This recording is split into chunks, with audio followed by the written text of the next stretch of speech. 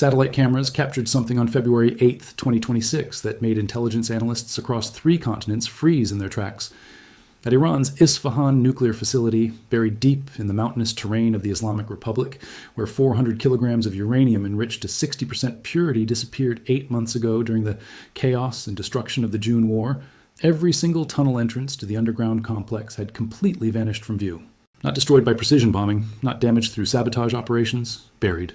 Deliberately and systematically covered with thousands of tons of compacted earth and soil in a massive engineering operation that took days to complete.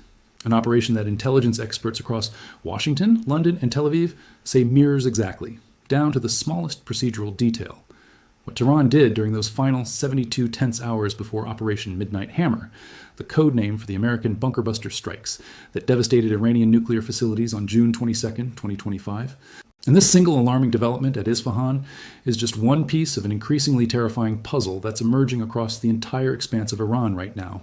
A carefully orchestrated pattern of military activity so unusual in its scope, so precisely coordinated in its execution, and so ominous in its strategic implications that military planners and intelligence officers in Washington, Tel Aviv, London, Paris, and European capitals are working literally around the clock through nights and weekends to understand what's coming next in this dangerous chess game, and more importantly and more urgently, whether they have any meaningful time left to prevent what increasingly looks like an inevitable collision between the world's most powerful military and a cornered regime that believes its very survival is at stake. Because while the world's limited attention span fixates on whatever crisis dominated yesterday's news cycle, something far more dangerous, far more consequential, and potentially far more devastating is unfolding in the shadows and underground bunkers of the Islamic Republic of Iran. Multiple unexplained explosions ripping through Iranian cities with official explanations that don't withstand even basic scrutiny. The elite forces of the Revolutionary Guard, deploying in a nationwide surge to protect strategic missile sites in a pattern of movement that hasn't been observed since the absolute height of intensity during the June War. America's largest and most advanced warship, the supercarrier USS Gerald R. Ford, racing at full speed across the Atlantic Ocean to join another carrier strike group already positioned menacingly in the Arabian Sea. 2 complete carrier battle groups, representing more combined firepower than most nations possess in their entire military arsenals, now within striking distance of Iranian territory. And beneath all of this visible activity, lurking like a nightmare in the minds of every person who understands the stakes involved, sits the haunting question that keeps military strategists and nuclear non-proliferation experts awake through long, anxious nights. Where exactly is Iran's stockpile of uranium enriched to 60% purity? That critical material that sits just one relatively simple technical step away from the 90% enrichment level required for actual nuclear weapons. The last verified inspection of Iran's potentially weapons-grade nuclear material occurred on June 10, 2025. 3 days later, Israeli F-35 strikes began the conflict known as the 12-Day War. Since then, inspectors have had no access, leaving the fate of material for up to 9 nuclear weapons unknown. Satellite imagery and intelligence reports now show major changes at Iran's Isfahan nuclear complex. Tunnel entrances buried, access points sealed, and no visible activity. Analysts believe the facility has been secured for undisclosed purposes. With rising tensions and uncertainty, the coming 30 days could significantly impact Middle East stability, global oil markets, alliances, and nuclear non-proliferation efforts. But here's the specific detail that makes this development truly alarming, the element that transforms this from merely concerning to genuinely frightening for those who understand the historical pattern. These exact same preparation steps, this specific and unmistakable sequence of defensive activity, this particular pattern of tunnel sealing and facility hardening, was last observed and documented by satellite monitoring systems in early June 2025, during those final tense days before the shooting started. That's when Iran systematically sealed tunnel entrances, moved critical equipment and materials deeper underground into protected spaces, and dramatically hardened defensive positions around nuclear facilities. In the final 72 hours before Operation Midnight Hammer, the classified American operation that saw B-2 stealth bombers and conventional cruise missiles launched from Navy destroyers strike the Fordo, Natanz, and Isfahan nuclear complexes on June 22nd with devastating effectiveness. Intelligence experts, the professionals whose careers depend on correctly reading these signals, are now communicating to their governments in absolutely plain, unambiguous language. Iran believes, with high confidence, that another major military strike against their nuclear infrastructure is not just possible, but imminent, possibly within days or weeks, and they are assuming the same specific defensive posture, following the same detailed playbook that they implemented when the last war was literally hours away from beginning. Dr. Lynette Nussbacher, a former British Army intelligence officer who personally helped architect 2 of the United Kingdom's comprehensive national security strategies during her time working within Britain's secretive National Security Secretariat, offered analysis this week to reporters that reveals the deliberate nature of Iran's messaging. She pointed out that Iran is protecting and hardening these critical facilities in ways that are not just observable, but deliberately obvious when viewed from commercial satellites that anyone can access. Really stop and think about the strategic implications of that observation for a moment. Tehran doesn't want to hide these preparations from the watching world. They're not attempting to conduct these defensive operations covertly or secretly. This isn't about concealing their actions from American spy satellites or Israeli reconnaissance systems. Iran actively wants the United States, wants Israel, wants Europe, wants everyone to clearly see exactly what they're doing. They're sending an unmistakable message broadcast to the entire international community. We know what's coming. We understand the threat. We're implementing our defensive plans. We're ready for the attack. And we've learned critical lessons from what happened the last time you tried to destroy our program. Jonathan Hackett, a decorated 20-year veteran of the United States Marine Corps who specialized in counterintelligence operations with direct affiliations to both the National Security Agency and the Defense Intelligence Agency during his service with Special Iran, is reinforcing its nuclear and missile infrastructure while deploying elite forces nationwide. Civilian engineers are sealing tunnel entrances at the Isfahan nuclear complex as the Islamic Revolutionary Guard Corps, IRGC, positions special units at key missile facilities. This reflects the IRGC's Mosaic Doctrine, coordinating ground and aerospace forces to secure ballistic missile sites used for potential strikes on Israel, U.S. bases, and vital oil routes like the Strait of Hormuz. Satellite imagery also shows rapid construction of new defensive layers, including heavy fortification work at the Natanz facility's underground Pickaxe Mountain complex, signaling urgent efforts to protect Iran's strategic deterrent capabilities amid rising war fears. The desert site, like ants mobilized on a disturbed nest, working apparently around the clock in multiple shifts to complete this hardening operation as rapidly as physically possible. Intelligence analysts studying the imagery explain that these construction teams are adding what engineers call overburden material, essentially extra protective layers consisting of rock, compacted soil, and steel-reinforced concrete specifically designed and positioned to dramatically bolster the facility's protection against the kind of devastating airstrikes that successfully destroyed or severely damaged most of Natanz's existing above-ground and near-surface facilities during the intense aerial campaign of the June 2025 war. Here's the genuinely terrifying reality about this one particular Pickaxe Mountain site that should concern anyone who cares about nuclear proliferation. Initial construction on this massive underground complex began secretly around 2021. According to declassified intelligence assessments. The facility's existence was first publicly exposed and revealed to the world by Western intelligence agencies working in coordination in 2022, creating a minor diplomatic crisis.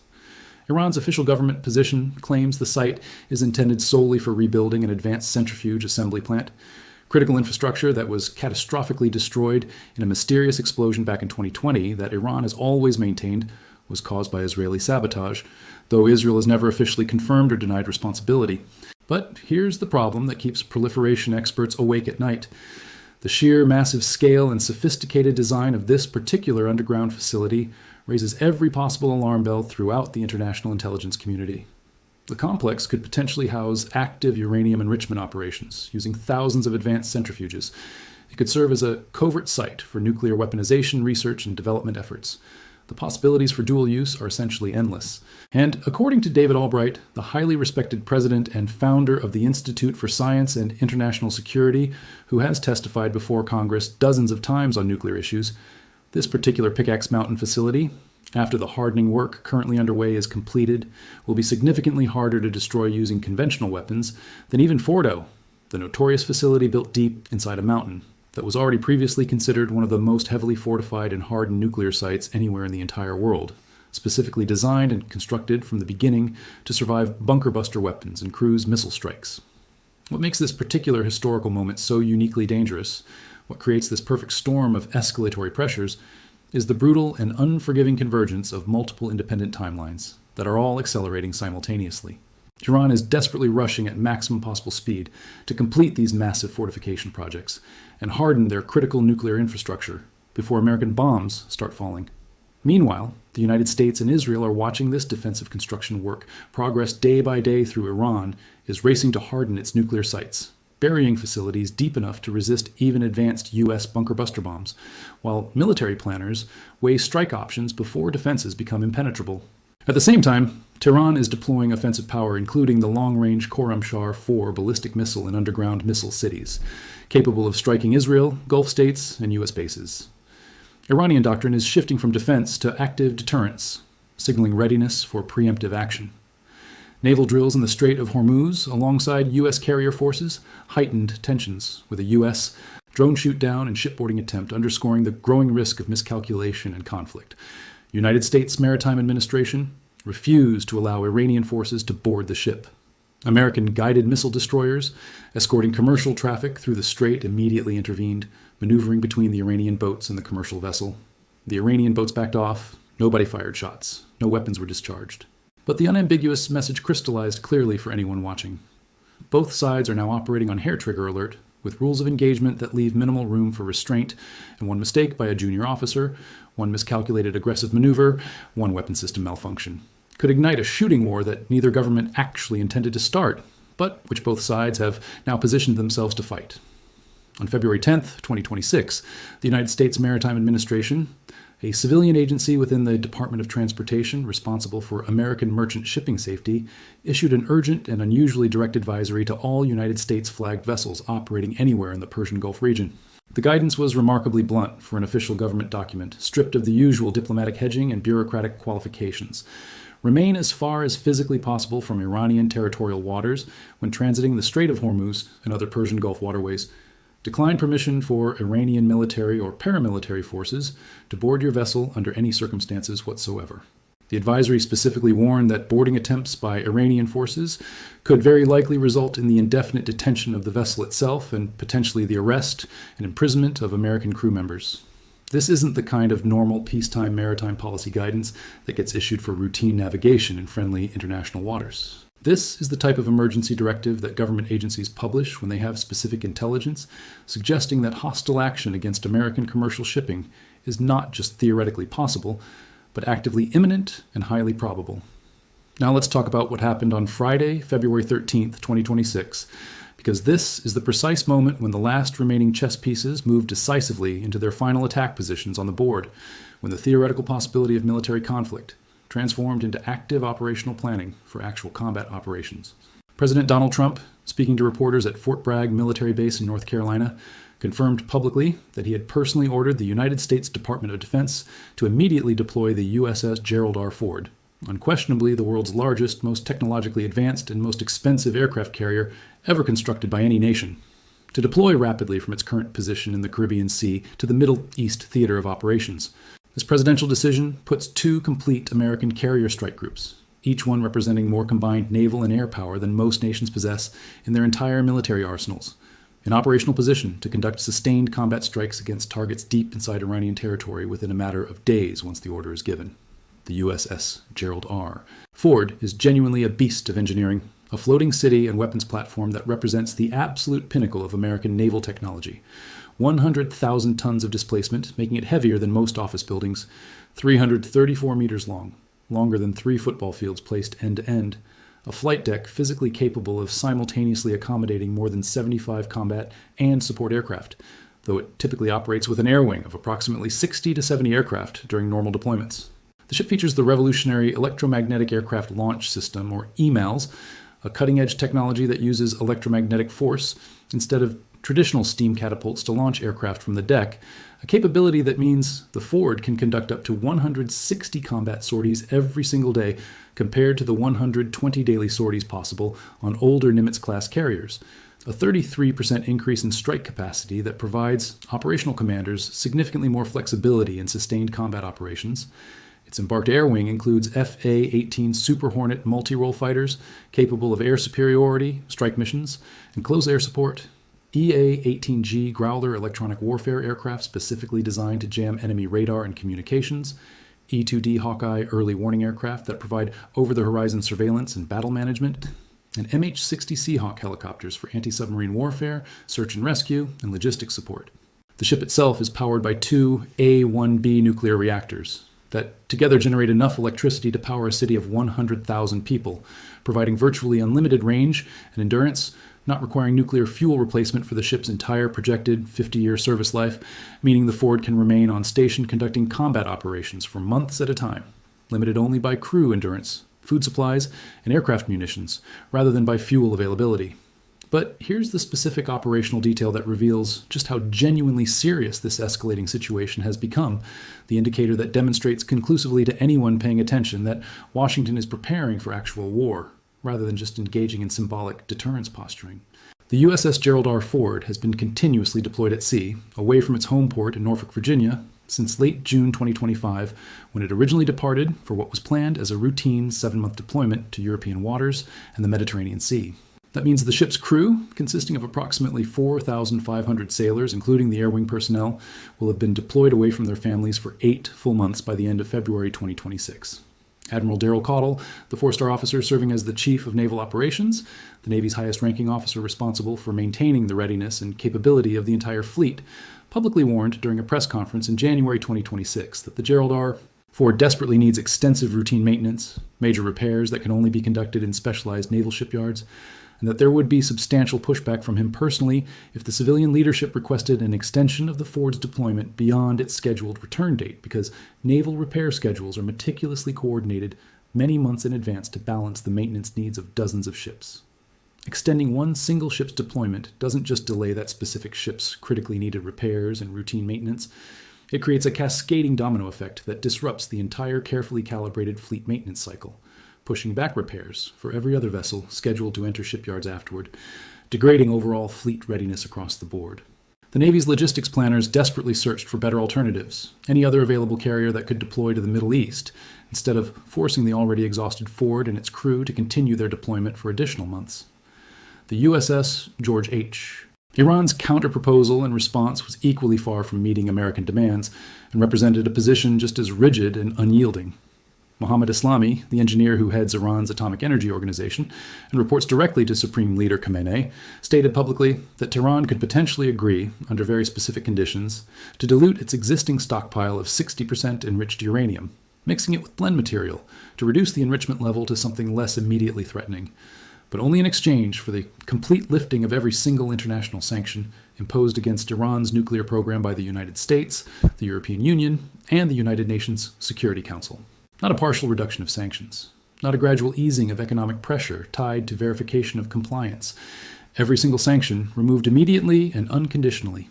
Foreign Minister Araghchi was even more explicit and uncompromising in stating Iran's red lines during the Muscat talks. A complete halt to all uranium enrichment is absolutely unacceptable to the Islamic Republic under any conceivable circumstances. He emphasized that any future discussions must focus exclusively on scenarios in which uranium enrichment continues indefinitely at some level, accompanied by international assurances that verify the enrichment program is being used solely for peaceful civilian purposes. Iran's position is that they possess an inalienable legal right under the Nuclear Non-Proliferation Treaty to maintain a civilian nuclear program including enrichment capabilities, and they will never voluntarily surrender that right regardless of external pressure or threatened military action. This represents a diplomatic deadlock of truly epic proportions, the kind of fundamental incompatibility that makes meaningful negotiated compromise appear virtually impossible through normal channels. Trump's explicit demands require Iran to effectively surrender.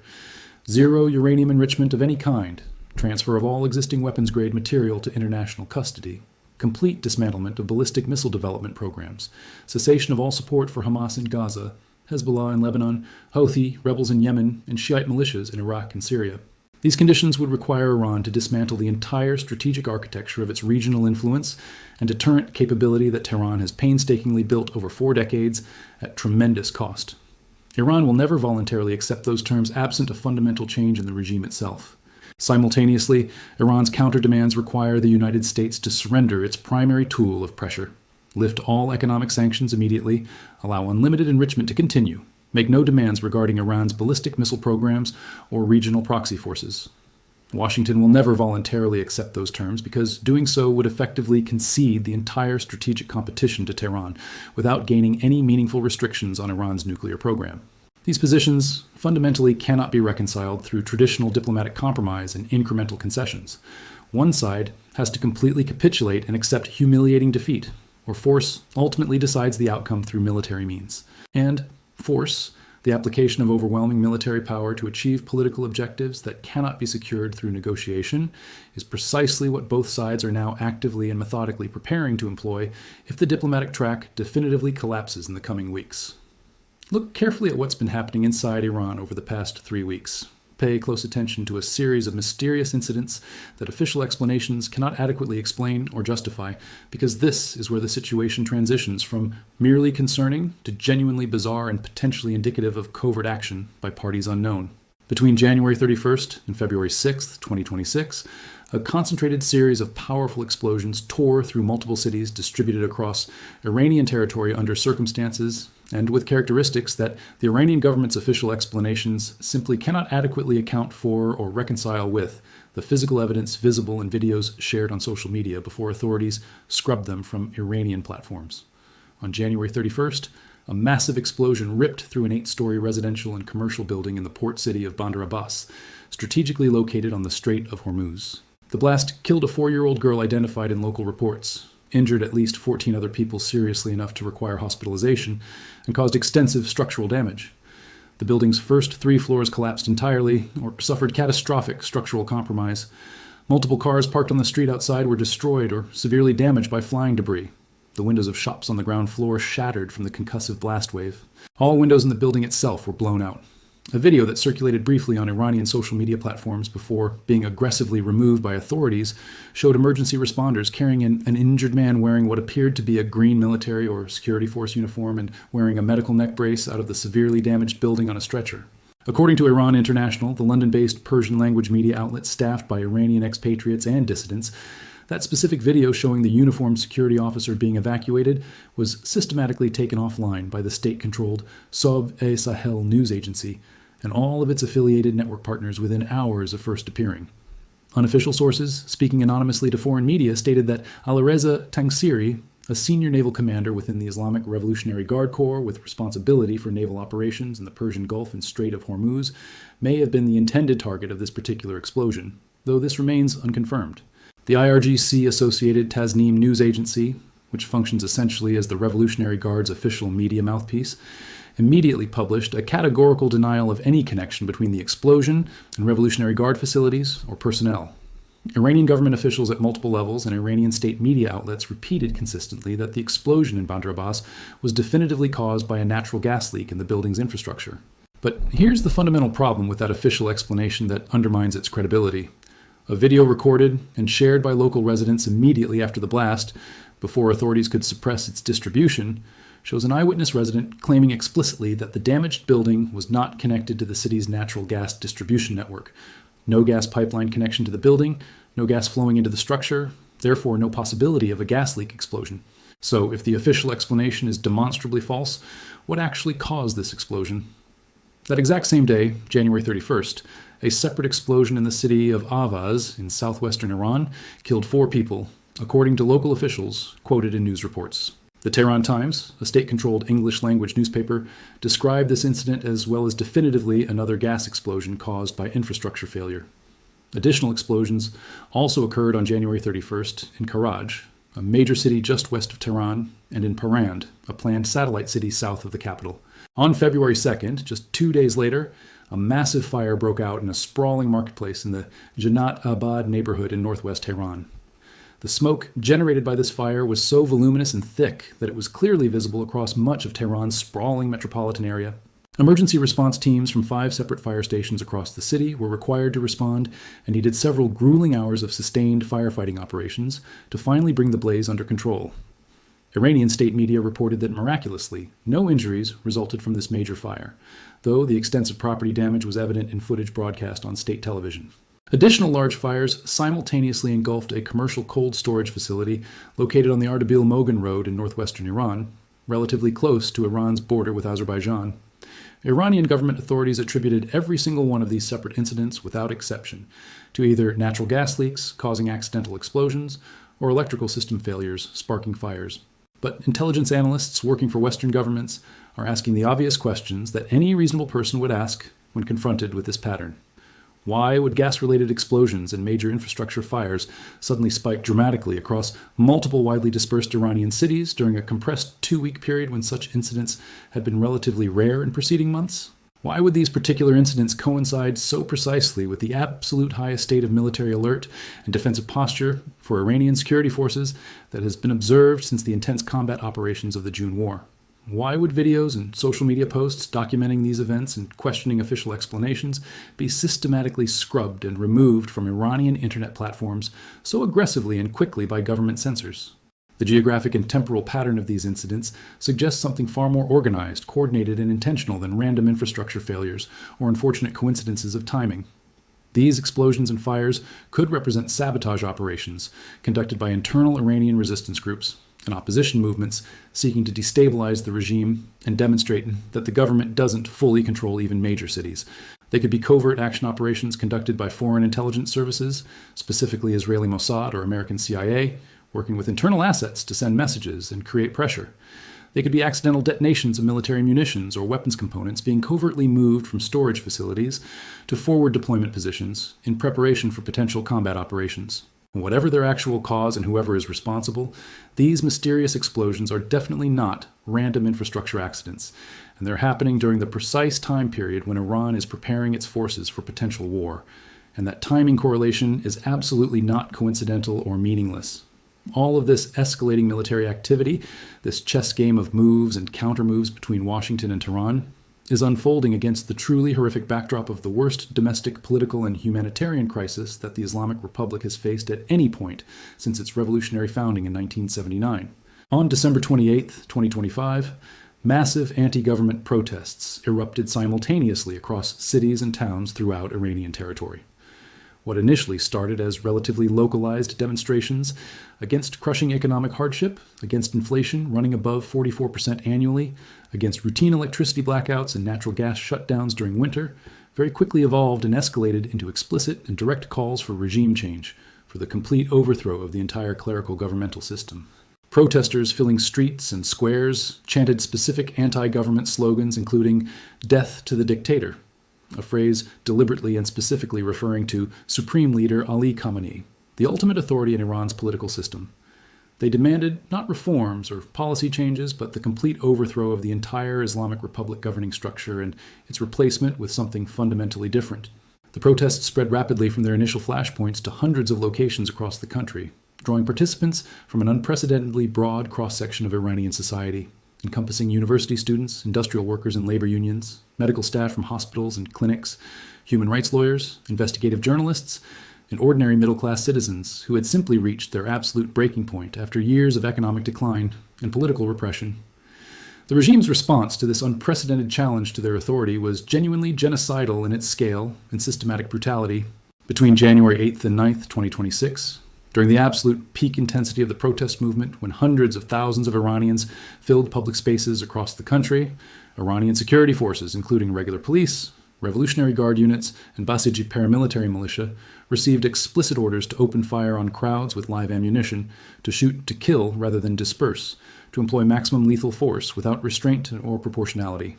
As of February 5th, 2026, the United States-based human rights activist news agency, known by the acronym HRANA, had painstakingly documented and verified through multiple independent sources 6,964 confirmed deaths during the protest crackdown, with an additional 11,730 individual cases still under active investigation and verification, requiring additional corroboration before being added to the official confirmed death toll.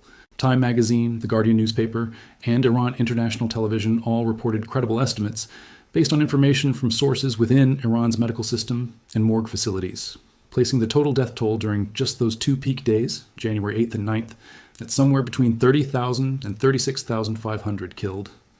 Think carefully for a moment about what those numbers actually mean in human terms. 30,000 people, 30,000 individual human beings, killed by their own government security forces in just 2 days, 48 hours.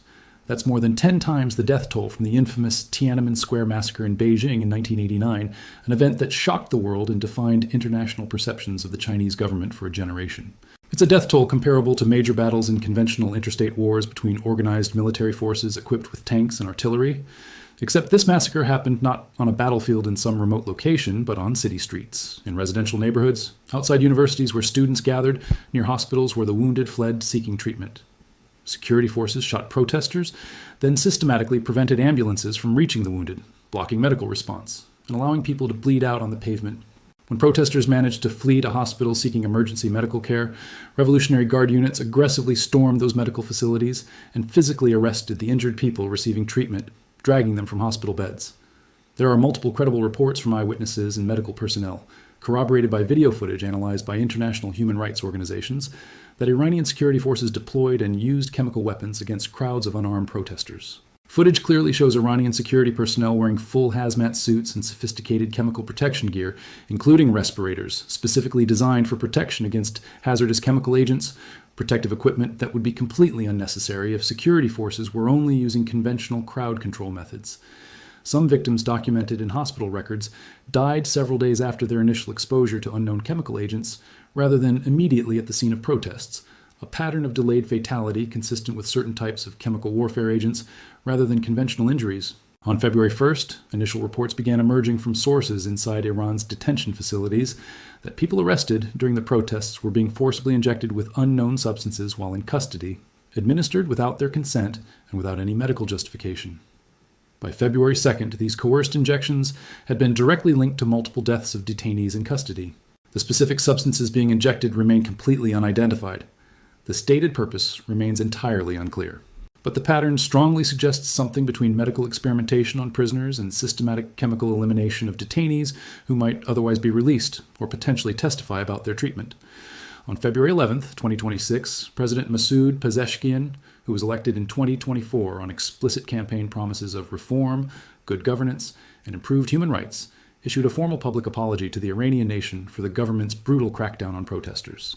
But that carefully worded apology, likely crafted by political advisors trying to reduce domestic and international pressure on the regime, came accompanied by simultaneous threats from Iran's judiciary, signaling that the killing was far from over. Gholam Hossein Mohseni Ejei, the hardline cleric who serves as the head of Iran's entire judicial system under the authority of Supreme Leader Khamenei, announced publicly and explicitly that there would be absolutely no leniency, no mercy, no reduced sentences for anyone categorized by the government as a rioter or terrorist affiliated with the protests. He issued direct instructions to prosecutors across the entire country, commanding them to act with maximum resolve and determination against all protesters, and crucially, anyone who supports them in any way, imposing what he specifically characterized as decisive and maximum penalties under the law.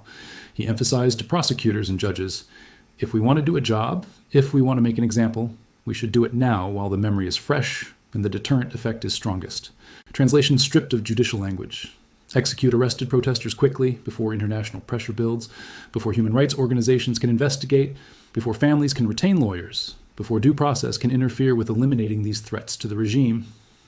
Supreme Leader Ayatollah Ali Khamenei himself, the ultimate authority in Iran's political system, who rarely speaks directly about domestic crackdowns, publicly acknowledged in mid-February that thousands of people, his exact word choice, had been killed during the January protest crackdown, though he deliberately and carefully blamed the United States and specifically President Trump for the violence rather than accepting any responsibility for ordering his security forces to open fire on unarmed civilians.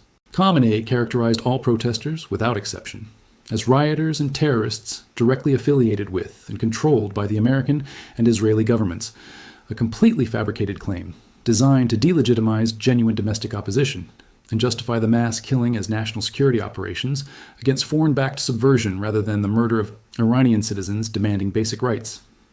A regime in this absolutely desperate position, facing an existential threat to its continued survival from its own alienated population, backed into a corner both domestically and internationally, has genuinely nothing to lose from external military conflict, and possibly much to gain from nationalist rallying effects. In fact, a major war with the United States might represent exactly what Tehran's leadership needs right now to rally nationalist sentiment across Iranian society, to justify even further and more severe domestic repression as wartime necessity, to distract public attention from economic catastrophe and political failure. This represents the absolute nightmare scenario that keeps intelligence analysts and military planners awake through long, anxious nights. An Iranian leadership structure that sees military confrontation with America not as a catastrophe to avoid at all costs, but as potentially the best available path to regime survival, their least bad option among a menu of terrible choices. A leadership that believes war might save them is a leadership that won't necessarily try very hard to prevent war, and might even actively precipitate conflict through provocations designed to trigger American military response. Now add the nuclear dimension back into this already explosive mixture, because this is where the stakes escalate from potentially catastrophic to genuinely existential. As of May 17th, 2025, the last moment when international inspectors from the International Atomic Energy Agency had full unrestricted access to Iran's nuclear facilities and could conduct comprehensive verification, Tehran possessed a verified stockpile of 408.6 kilograms of uranium enriched to 60% purity in the form of uranium hexafluoride gas. That material represents the output of decades of sustained effort, billions of dollars of investment in centrifuge technology and facilities, and sits just one relatively straightforward technical step away from the 90% enrichment level required for functional nuclear weapons.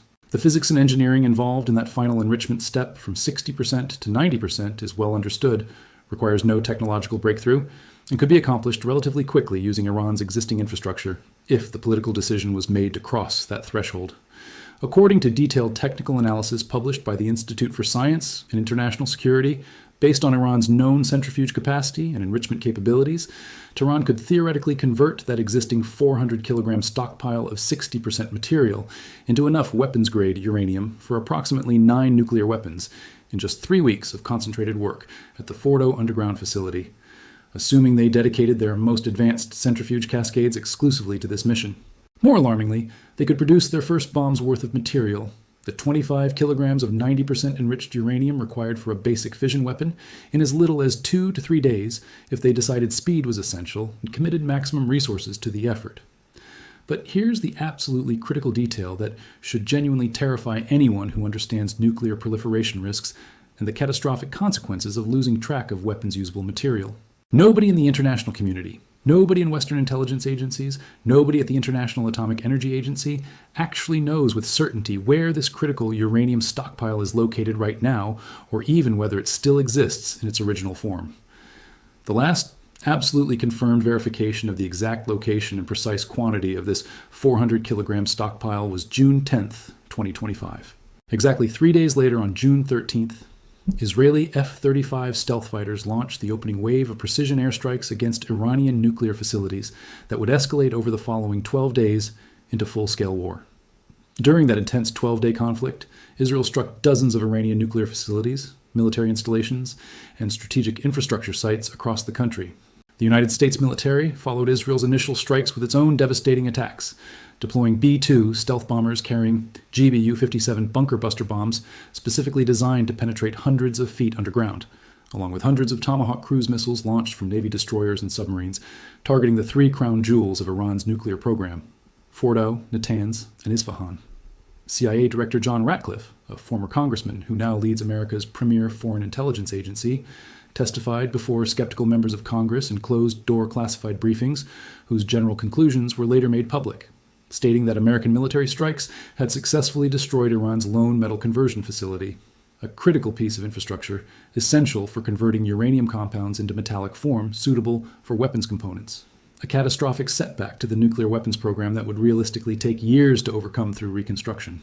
Ratcliffe told lawmakers that American intelligence community assessments, based on multiple sources and methods, including signals intelligence and satellite imagery analysis, indicated with moderate to high confidence that the vast majority of Iran's accumulated stockpile of enriched uranium most likely remains buried and inaccessible under tons of collapsed rubble at the Isfahan and Fordo facilities.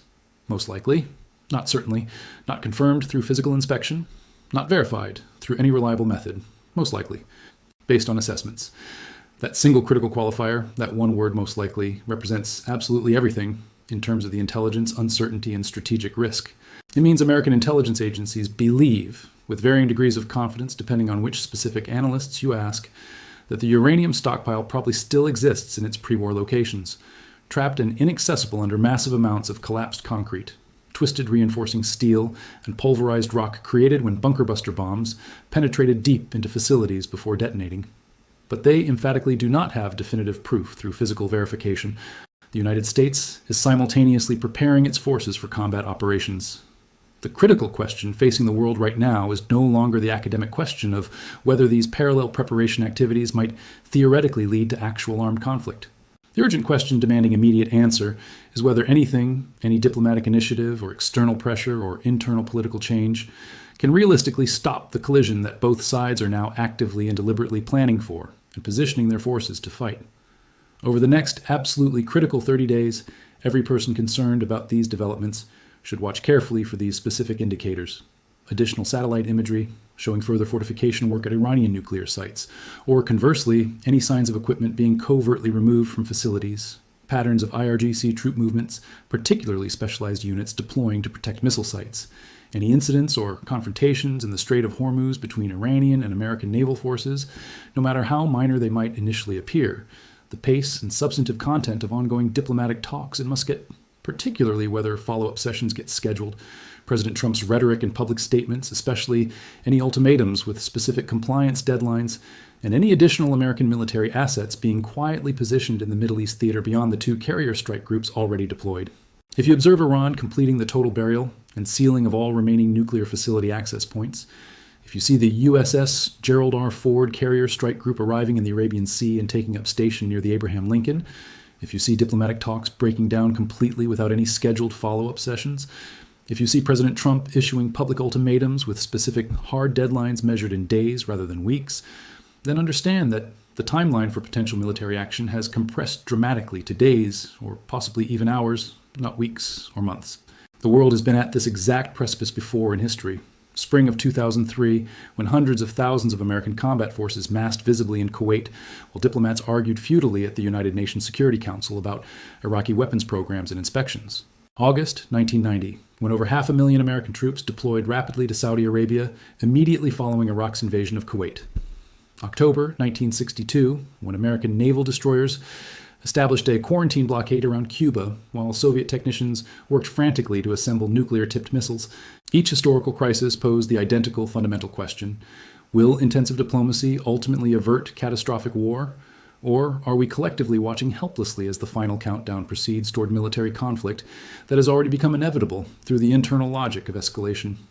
Right now, in February 2026, we're watching that same terrible question play out in real time across the Middle East, transmitted live through satellite imagery and social media and official statements.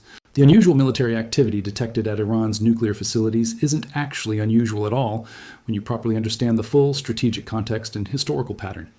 It's the completely rational preparation of a regime that believes with high confidence that major war is coming imminently and is absolutely determined to survive the devastating opening salvos and maintain capability to retaliate effectively.